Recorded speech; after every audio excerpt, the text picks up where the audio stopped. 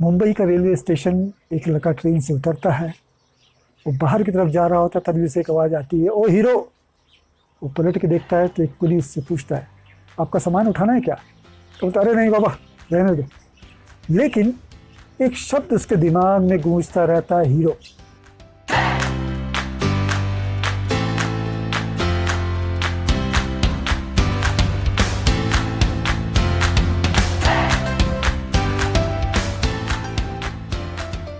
Hello, मेरा नाम है राजेश मुकुल और आप देख रहे हैं मासाब टॉकीज। मासाब टॉकीज में हम आपको दिखाते हैं फिल्मी दुनिया से जुड़े हुए कुछ दिलचस्प किस्से, फिल्मों के रिव्यूज़ और उनके बॉक्स ऑफिस कलेक्शन। 1969 11 सितंबर, मुंबई का रेलवे स्टेशन एक लड़का ट्रेन से उतरता है। वो बाहर की तरफ जा रहा होता तभी उसे एक आवाज़ आती है, ओ हीरो। वो पलट के देखता है तो एक कुली उससे पूछता है, आपका सामान उठाना है क्या? तो बोलता, अरे नहीं बाबा, रहने दो। लेकिन एक शब्द उसके दिमाग में गूंजता रहता है, हीरो। तो सोचता, अरे मैं हीरो लगता हूँ क्या? उसे हीरो बनना था और वो हीरो बना, लेकिन उसमें समय लगा 10 साल का। 69 से लेके 79 तक उसका स्ट्रगल था, उसने मेहनत की। लेकिन उससे पहले 1976 को जो उसकी पहली फिल्म आई, उसमें उसे नेशनल अवार्ड मिला और वो फिल्म थी मृग्या। जी हाँ, मैं बात कर रहा हूँ गौरांग चक्रवर्ती की, हमारे मिथुन दा की।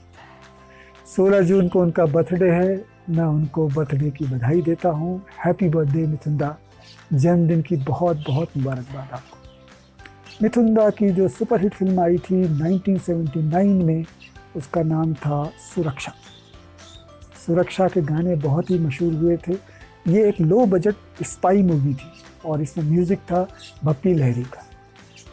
इस फिल्म के बाद तो बस यूँ समझिए मिथुन दा की किस्मत ही चमक गई, फिल्मों की लाइन लग गई। और 1980 का दशक अमिताभ का था, लेकिन अमिताभ बच्चन के साथ साथ अगर पैरेलल उनके कोई खड़ा था तो वो मिथुन चक्रवर्ती थे। हम आज बात करेंगे 1980 के दशक में मिथुन चक्रवर्ती की आई फिल्मों के बारे में। मिथुन चक्रवर्ती की दूसरी सबसे बड़ी फिल्म जो आई थी, वो आई थी 1982 में, डिस्को डांसर, जिसने उन्हें एक और बड़ा स्टार बना दिया। सिर्फ हिंदुस्तान में ही नहीं, रशिया में भी ये पिक्चर बहुत बड़ी हिट थी। उनका वो गाना जिमी जिमी आजा आजा, ये आज भी रशिया में लोकप्रिय गानों में है। और वो गाना याद आ रहा है तेरा प्यार, ये भी बहुत बेहतरीन गाना है।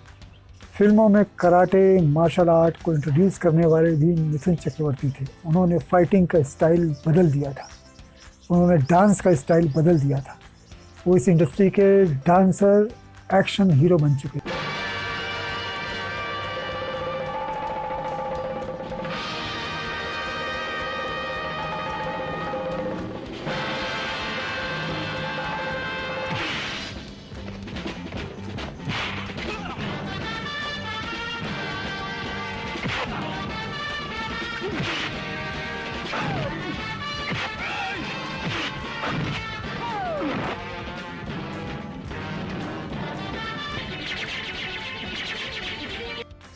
लेकिन उन्होंने अपनी इस इमेज को बदला भी। 1985 में एक फिल्म आई, प्यार झुकता नहीं। प्यार झुकता नहीं एक फैमिली ड्रामा थी। उसमें जो उन्होंने एक्टिंग की, उसने उनकी उस इमेज को अलग कर दिया जो एक डांसर और एक एक्शन हीरो की थी। उसमें उन्होंने बहुत ही इमोशनल सीन्स किए, बहुत ही अच्छी एक्टिंग की। और मैंने तो यहाँ तक सुना है कि उस दौर में जब अदालतों में डाइवोर्स के केस आते थे तो जज साहब इस फिल्म को देखने के लिए पति पत्नी को रिकमेंड करते थे। ये मैंने सुना है। अब इसमें कितनी सच्चाई ये मैं नहीं जानता, लेकिन मैंने कुछ लोगों से सुना है। 1980s में उस दौर में अमिताभ बच्चन एक सुपरस्टार थे। हालांकि उनका दौर धीरे धीरे ढल रहा था, लेकिन फिर भी वो एक बहुत बड़े कलाकार थे। उनका एक बहुत बड़ा फ़ैन बेस था। लेकिन मिथुन चक्रवर्ती, इनका फ़ैन बेस डिफरेंट ही था। ये made for front row lines के हीरो थे। आगे की पंक्तियों में बैठने वाले जितने भी दर्शक होते थे वो सिर्फ एक ही हीरो को जानते थे, वो थे मिथुन चक्रवर्ती। इन 10 सालों में मिथुन चक्रवर्ती ने कुल 110 फिल्मों में काम किया। ये बहुत बड़ी संख्या है। तो उस समय मिथुन चक्रवर्ती के से इतनी फिल्में थीं कि उनके पास वक्त बिल्कुल नहीं था। एक इंटरव्यू में किसी ने उनसे पूछा कि आप अपने बेटे को कितना टाइम दे पाते हैं, तो उन्होंने बोला 1.5 घंटे, वो भी एवरेज। कभी कभी तो महीनों नहीं देख पाता हूँ, लेकिन साल का अगर निकालूँ तो 1.5 घंटा रोज़, इससे ज़्यादा समय नहीं दे पाता मैं। तो बहुत बिजी थे। मिथुन चक्रवर्ती की 110 फिल्मों में अगर देखा जाए तो फ्लॉप की संख्या ज़्यादा है। मेरे ख्याल से करीब 65-70 फिल्में ऐसी होंगी जो कि फ्लॉप भी थी, लेकिन फिर भी उनका स्ट्राइक रेट 30% का था। यानी कि अगर वो 100 फिल्में करते थे तो 30 फिल्में हिट या सुपर हिट होती थी।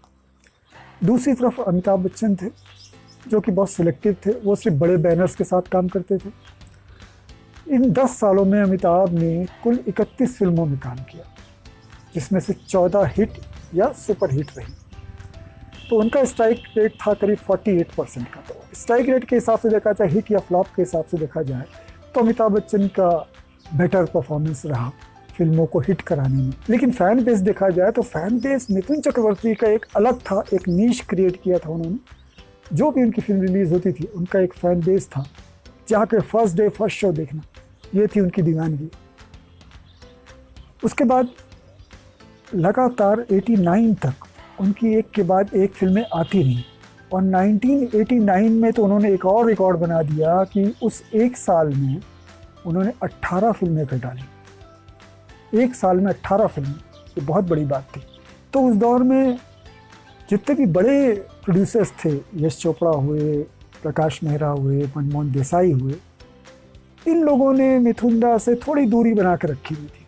मिथुन दा ने इन लोग के साथ ज़्यादा काम नहीं किया, या यूँ कहिए कि इन लोगों ने मिथुन दा के साथ काम नहीं किया। लेकिन मैंने सुना है कि यश चोपड़ा के पास 1978 में मिथुन चक्रवर्ती एक फिल्म के लिए गए थे, लेकिन वहाँ पे उनको कामयाबी नहीं मिली।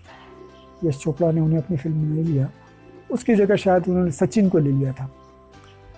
उसके बाद जब 1980 में मिथुन दा का दौर चला, एक के बाद उनकी फिल्में आने लगी, हर प्रोड्यूसर मिथुन चक्रवर्ती को लेकर फिल्म बनाने लगा, तो ऐसा लोग कहते हैं कि यश चोपड़ा ने एक बार सोचा कि मिथुन चक्रवर्ती को लेकर एक फिल्म बनाएं।